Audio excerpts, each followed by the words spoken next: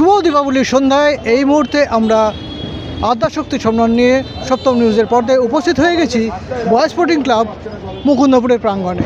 আর এবার আমরা দেখে নেব তাদের এই আয়োজন এই পূজা প্রাঙ্গণে। আসুন দেখে নিই তাদের এই পুজো আয়োজন। এবার আমরা বিস্তারিতভাবে দেখে নিচ্ছি যে পূজা মণ্ডপ কীভাবে তারা সাজিয়ে তুলেছেন। আসুন এবার ভিতরে ঢুকে দেখি। আমি আমার ক্যামেরা পার্সন সৌভিককে বলবো ভিতরে ঢুকে একটু দেখিয়ে দেওয়ার জন্য।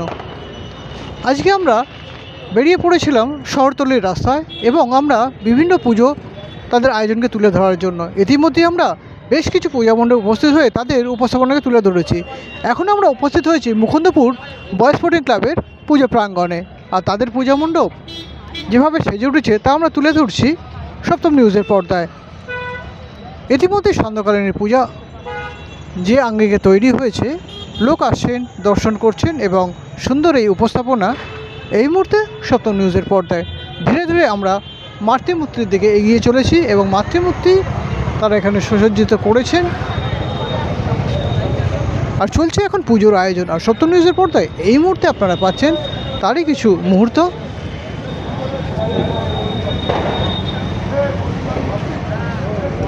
ধীরে ধীরে মাতৃমূর্তির দিকে আমরা এবার প্রবেশ করে এসেছি, কারণ এই পূজা মণ্ডপের তাদের যে আঙ্গিকে সাজিয়ে তোলা হয়েছে তা তুলে ধরা হচ্ছে সপ্তম নিউজের পর্দায়।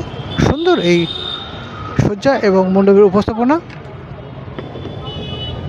মৃন্ময়ী মায়ের এই রূপ এবং মৃন্ময়ী মায়ের এই উপস্থিতি এই মণ্ডপের যে সজ্জা তাকে আরও বেশি প্রাণবন্ত করে তুলেছে। সপ্তম নিউজের পর্দায় আমি সমীরণ, সঙ্গে সৌভিক, তমাল পাহাড়ি আজকের এই আদ্যাশক্তি সম্মান নিয়ে উপস্থিত হব। আদ্যাশক্তি সম্মান নিয়ে আমরা উপস্থিত হয়ে গেছি এই মুহূর্তে মুকুন্দপুর বয়েজ স্পোর্টিং ক্লাবের পূজা প্রাঙ্গণে। আর আপনাদের তো আমরা দেখালাম মণ্ডপটা, এবার জেনে নিই এই পূজা মণ্ডপের আয়োজন এবং পরিকল্পনা সম্পর্কে এই ক্লাবের এক সদস্যের কাছ থেকে। আমরা এবার আমাদের মুকুন্দপুর বয়েজ স্পোর্টিং ক্লাব পক্ষ থেকে আমরা এবছর ৪৯তম শ্যামা মায়ের আরাধনায় আমরা ব্রতী হয়েছি।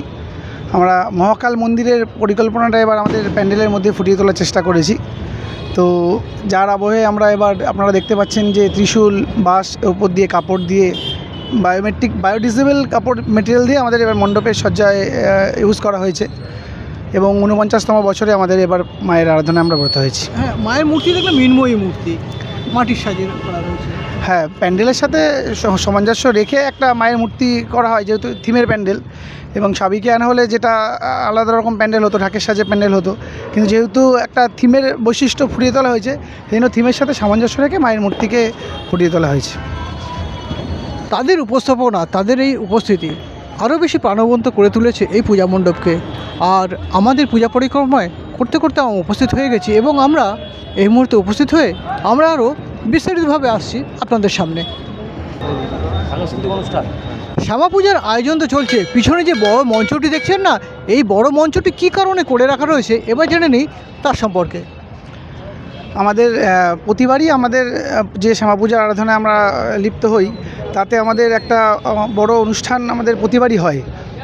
গতকাল আমাদের উদ্বোধনী অনুষ্ঠান হয়েছে, আমাদের কাউন্সিলরের হাত ধরে আমরা উদ্বোধনী অনুষ্ঠান করেছি এবং তার আগে আমাদের সাংস্কৃতিক অনুষ্ঠান আমরা 2 দিন ধরেই চলে এবং দুস্থ ব্যক্তিদের সাহায্যার্থে আমরা বস্ত্র বিতরণ করে থাকি এবং তারপরে বাচ্চাদের নাচ গানে আমরা এখানে ছোটো ছোটো অনেকগুলো ডান্স গ্রুপ আছে, কিছু কিছু যারা মানে পাড়ার লোকরা যারা গানে শিখছে তাদেরকে আমরা অনুপ্রেরিত করার জন্য আমরা এখানে প্রোগ্রাম করে থাকি। তাতে অঞ্চলের বিভিন্ন মানুষরাও আসে, তাদেরকে অনুপ্রেরিত করে এবং এইভাবে আমরা চেষ্টা করি যাতে একটা সুন্দর পরিবেশ এখানে পুজো উপলক্ষে তৈরি করা যায়। এবং ক্লাবের সমস্ত সদস্যরা অক্লান্ত পরিশ্রম করে। সবাই একটা পুজো করতে গেলে তো একা কারো পক্ষে সম্ভব হয় না, একটা কমিটি থাকে, ক্লাব কমিটি থাকে, মাদার কমিটি থাকে, সবাই মিলে অক্লান্ত পরিশ্রম করি। আর দুর্গাপুজোর করে খুব একটা শর্ট টাইম পাওয়া যায়, যে কারণে আরও একটু বেশি সময় এবং খুব একটা স্পন্সার আমাদের এই অঞ্চলে নেই, তাই বলে আমরা কিছুটা সবাই মিলেই সহযোগিতা করে নিজেদের কাছে এবং কিছুটা মানুষের কাছে সাহায্য করে আপাতত আমরা এই পুজোটা করতে পারি এবং 2-3 দিন ধরে আমাদের সাংস্কৃতিক অনুষ্ঠান চলে। একদম পুজোর রেস যেরকম চলছে তার সাথে সাথেও পুজোয় যদি একটু সাজগোজ না হয় তাহলে কেমন লাগে। আমরা উপস্থিত হয়ে মুকুন্দপুর বয়েজ স্পোর্টিং ক্লাবের হাতে আমাদের বিউটি পার্টনার হেয়ারক্রাফটের পক্ষ থেকে তুলে দিচ্ছি একটি বিশেষ গিফট ভাউচার। ধন্যবাদ।